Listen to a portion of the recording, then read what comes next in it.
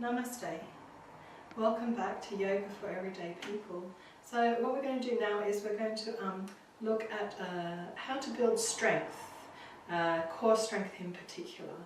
So we're going to look at tiger, cat plank, and then some core stability work that we do lying down on the back. So to begin with, we're going to begin in a squat. So we're in squat position, and if you can see, I'm using a little prop to help me get into squat.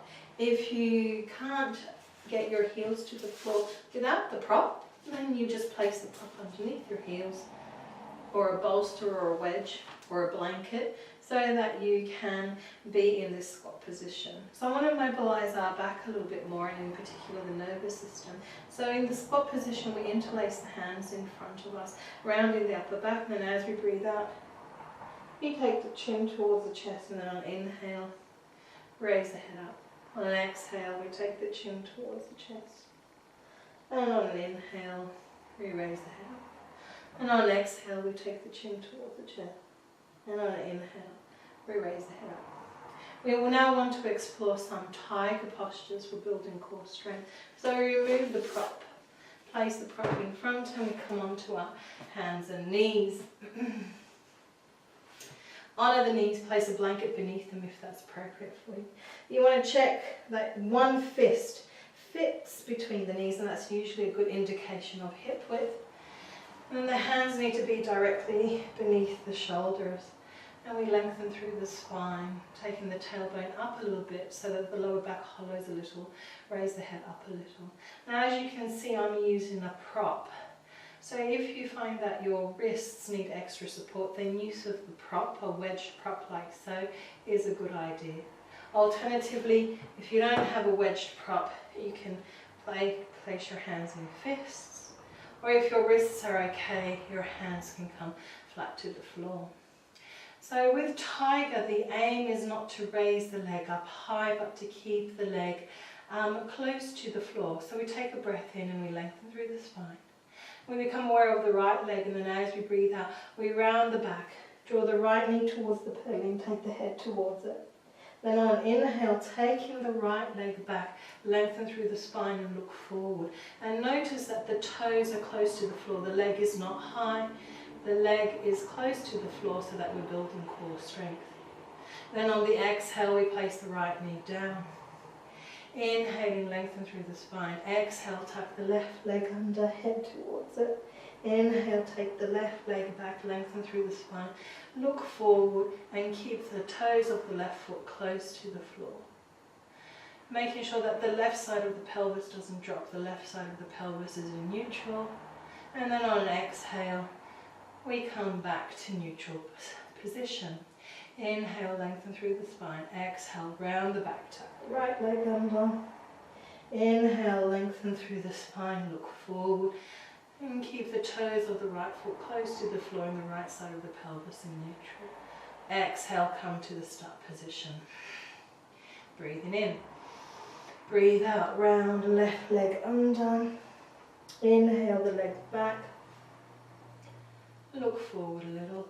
And this time, if you wish, you can reach the right arm forward. Exhale, back to the start position. We'll do one more to each side. Take a breath in. Breathing out, rounding. Inhale, lengthening. Reach the left arm forward if you so desire. Exhale to the start. Final one, take a breath in. Exhale, round through the left of the body. Inhale, lengthen. And if you so desire, raise the right arm up. Exhale. And come to rest in child's pose, extended child to begin with, and then into child. And if you prefer to create little pillows with your hands, you create pillows with your hands.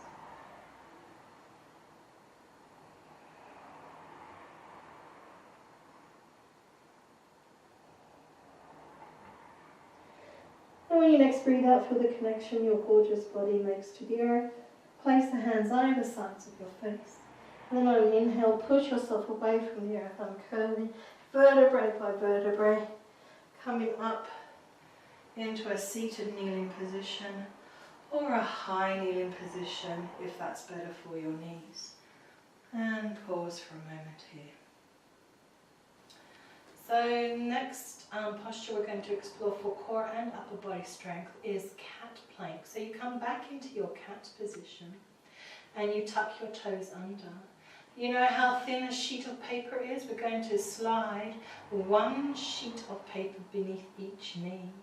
And we're going to hold for around 10 seconds. We take a breath in. And then as we breathe out, we raise the knees up and we hold. 10, 9, 8, 7, 6, 5, 4, 3, 2, 1. Release. Lovely.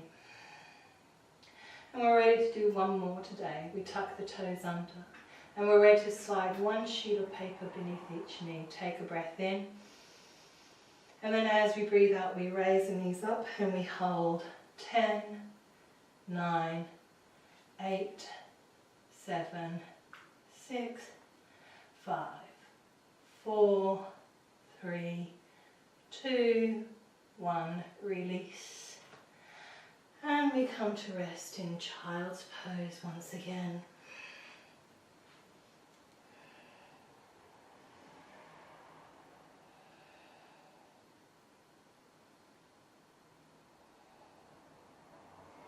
Placing the hands either sides of the face. On an inhale, push yourself away from your curling vertebrae by vertebrae. Coming into a kneeling position or a more comfortable seated position. Pause.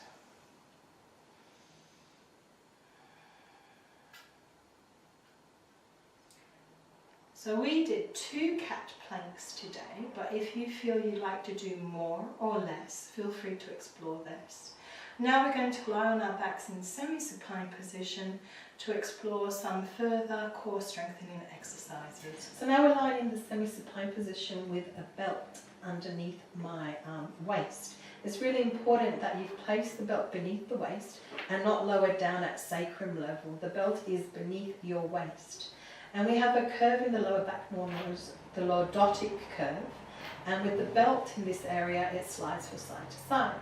Some people have an exaggerated lordosis, and if you do have an exaggerated lordosis, you may need to use a wedge-shaped prop, a blanket or a cushion. So you place the prop beneath the sacrum so that the lower back rounds and it gets you a little bit closer to the floor. If you don't have the exaggerated curve, you won't need to use the prop. So I'll remove that prop because I don't have an exaggerated curve. And then what you want to do is you want to stop the belt from sliding. So you push the lower back to the floor so that the belt doesn't slide, relaxing through the shoulders, the chest area and the upper back and neck area. And we hold for 10 seconds. So I've probably held for about 4 seconds. So we'll start the countdown from 6, 5, 4, 3, 2, 1, release. The belt slides again. And we're ready to repeat the same again. So this is stage 1. We push the lower back into the floor.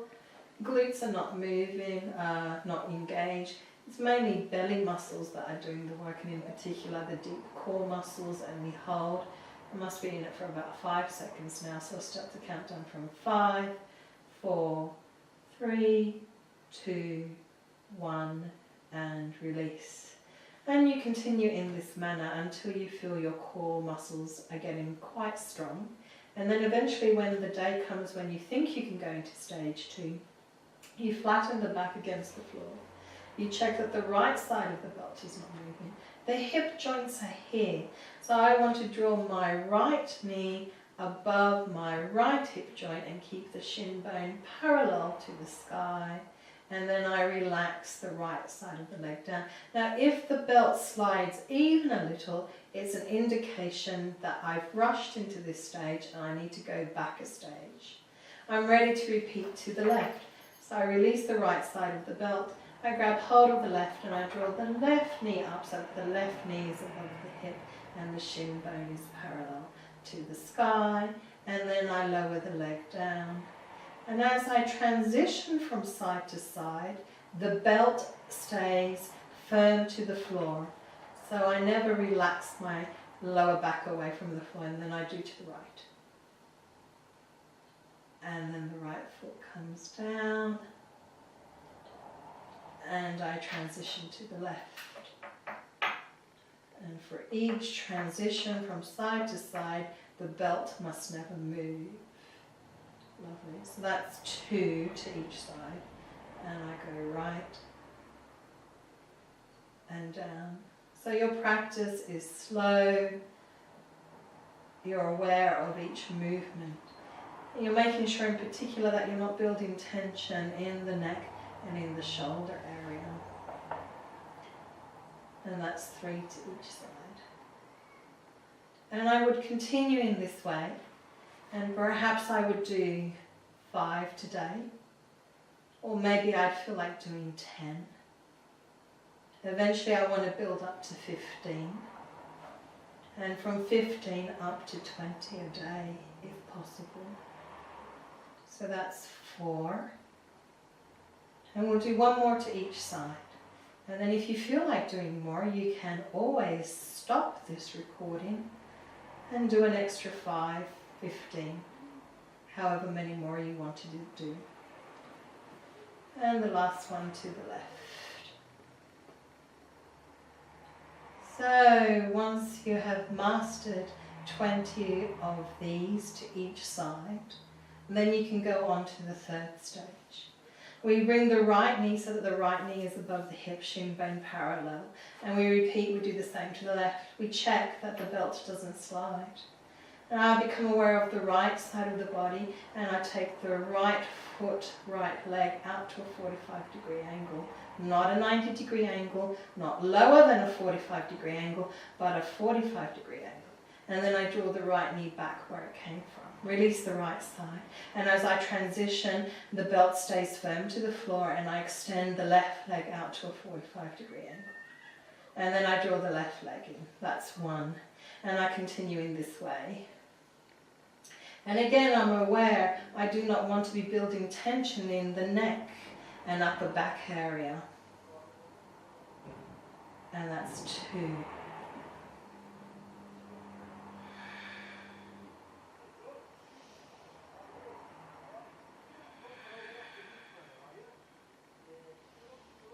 Three.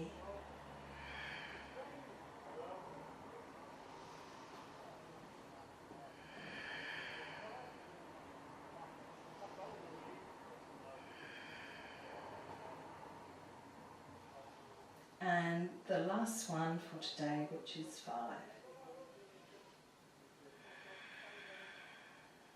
And again, you don't want to rush into the stages.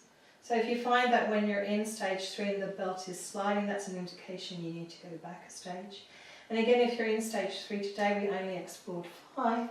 If you want to do more than 5, then stop the recording and explore a few more.